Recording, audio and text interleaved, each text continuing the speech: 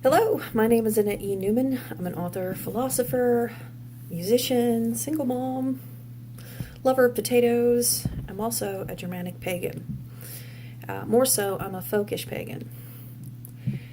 So I've had people ask me if I would start doing videos talking about different topics involved in Folkish spirituality, history, maybe even current affairs, which I'm not looking forward to because sometimes I have some unpopular opinions. But I'll do it. Just whatever. So the thing about folkish spirituality, I'm sorry. I hate being in front of a camera. I'll get through it. The thing about folkish spirituality that we're going to cover on this channel is, the positive effects that it can have on someone. Take, for instance, in 2010 they had a study that they did. They conducted a study and they called it the Ancestral effect. And basically they had like two groups. They had like one group that they didn't do anything with except test them, their problem-solving skills. And the other one, before they would conduct the test, they would try to engage these people in activities that would get them to think about their ancestors. What would your ancestors do in certain situations? Getting them to meditate, getting them to research, their ancestral history. And this group outperformed the original group in leaps and bounds. They did this study like 4 different times, and they tested it against, well, maybe we'll test one group and we'll see if we can just get them to focus on people in their lives that they're super fond of. But here again, these people didn't perform nearly as well as those people that were asked to think about their ancestors. So we have actual measurable data that proves that all these generations ago, when people actively worshipped their sacred dead, they were literally improving themselves mentally by engaging in such activities. Something that we vaguely do today. I mean, you can kind of see remnants of the cult of the dead. Still today, if you've ever walked into a graveyard, what do you see? You see tombstones. You notice that they're sometimes shaped this way, or they're just shaped like a rectangle. Either way, it does look kind of like a door. And on that door is essentially the name of the person who lives there in that grave. And we get that from our pre-Christian roots, the place where we go to talk with our dead, to leave them gifts, drinks, stuffed animals, flowers. We still tend graves to this day, and that harkens back to a very old tradition of honoring your dead. So the concept of ancestral worship is it's widespread. It's throughout the world. It's in African traditions and Asian traditions and Northern European traditions. Some of the traditions involving elves and fairies are, in fact, harkening back to the different spirits of the dead. Believe it or not, we can talk about that. I've written a handful of books, and so I've written a time or two on the subject of the connection between some of these elf and fairy-like spirits to actual spirits of the dead. It goes without saying that I am someone who believes that the gods and goddesses, a good many of them, if not all of them, but a good many of them, are actually some of the oldest pillars of their communities. They're probably some of the first chieftains, some of the first kings of their people, and they survived through legend and myth because they are some of the oldest rock stars of human memory. So yeah, that's some of the stuff we'll be covering in future videos. We'll be talking about some of the things that people can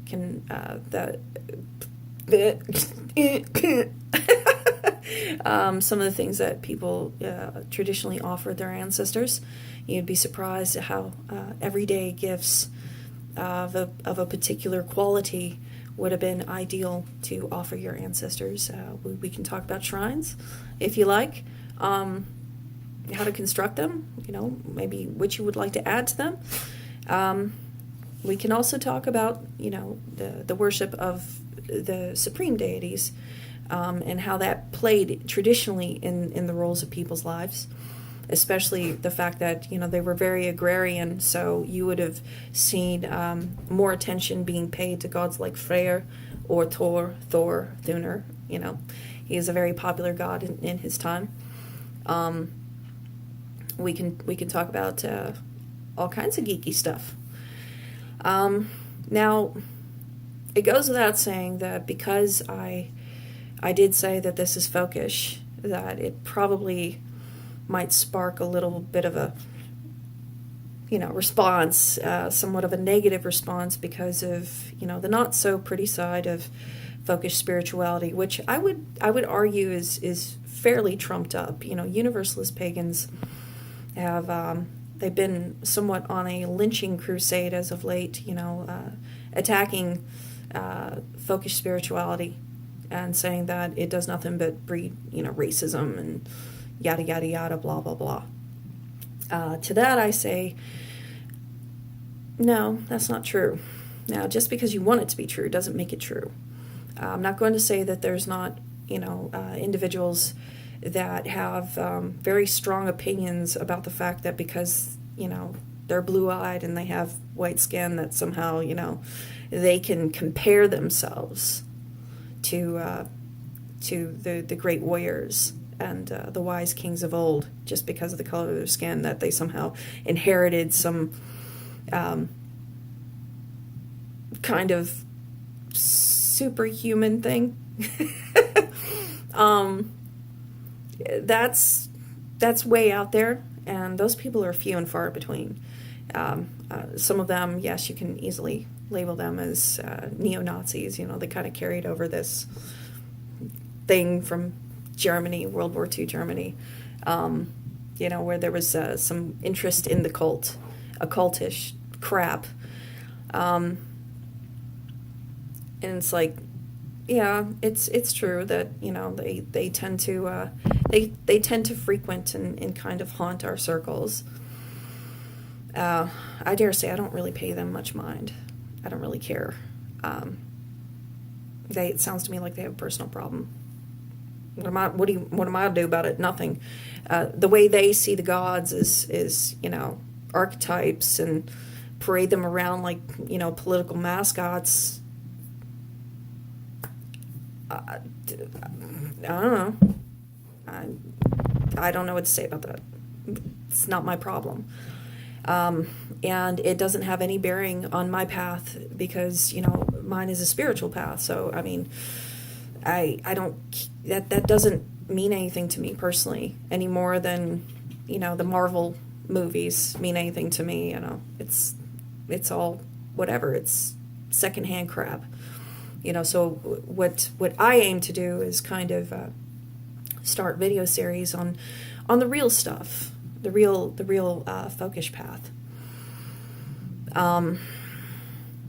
Now it goes without saying that I'm also the creator of the Haughty Heathen, which is a folkish page on Facebook, and it's kind of a mixed bag of talking about history, folkish spirituality, and some shenanigans. And for the most part, I think it attracts the right people. People that are just they're interested in what makes folkish spirituality a genuine phenomenon, and so I try to deliver that whenever I can, to help them understand that this is a genuine path. It's a spiritual path. So there it is. There's my intro video. I finally broke the ice, getting it out there. So if these videos do really well, I'll continue them. If they don't, I'll just probably leave it where it is. But yeah, so bye for now.